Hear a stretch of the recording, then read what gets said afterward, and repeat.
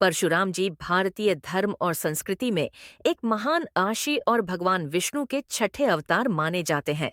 उनकी कथा बहुत ही प्रेरणादायक और शिक्षाप्रद है। परशुराम जी का जन्म भृगु आशी के पुत्र जमदग्नि और माता रेणुका के घर हुआ था। उनका वास्तविक नाम राम था, लेकिन अपने परशु कुल्हाड़ी धारण करने के कारण उन्हें परशुराम कहा गया। जन्म और शिक्षा। परशुराम जी का जन्म त्रेता युग में हुआ था।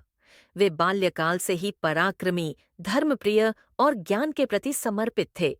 उन्होंने अपने पिता से वेद, शास्त्र और अस्त्र शस्त्र की शिक्षा प्राप्त की।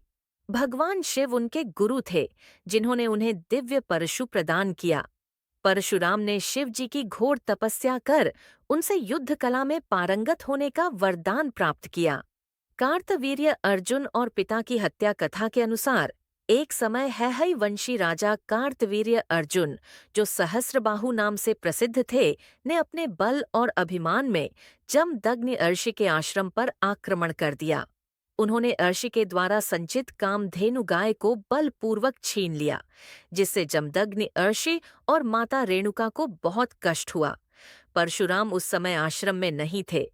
जब वे लौटे और यह अपमान सुना तो उन्होंने क्रोधित होकर कार्तवीर्य अर्जुन का वध कर दिया। पृथ्वी को क्षत्रिय विहीन करना कार्तवीर्य अर्जुन के पुत्रों ने बदला लेने के लिए जमदग्नि ऋषि की हत्या कर दी। पिता की मृत्यु से क्रोधित होकर परशुराम ने क्षत्रिय वर्ग के अन्याय और अत्याचार के खिलाफ युद्ध छेड़ा। उन्होंने पृथ्वी को 21 बार क्षत्रियों से विहीन किया।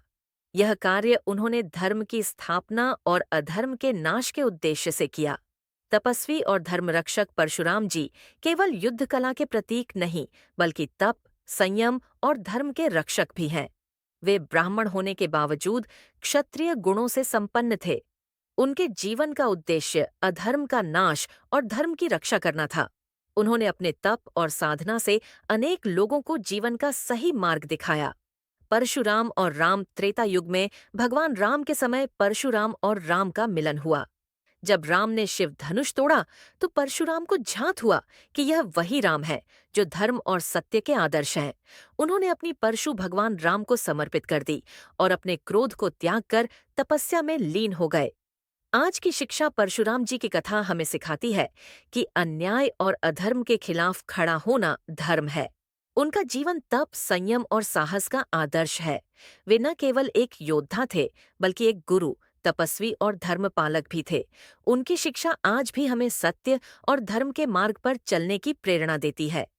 परशुराम जयंती पर उनकी पूजा अर्चना कर हम उनके आदर्शों को अपने जीवन में अपनाने की प्रेरणा ले सकते हैं। उनका जीवन हमें सिखाता है कि शस्त्र और शास्त्र दोनों का ज्ञान आवश्यक है, लेकिन उनका उपयोग धर्म और न्याय के लिए ही होना चाहिए।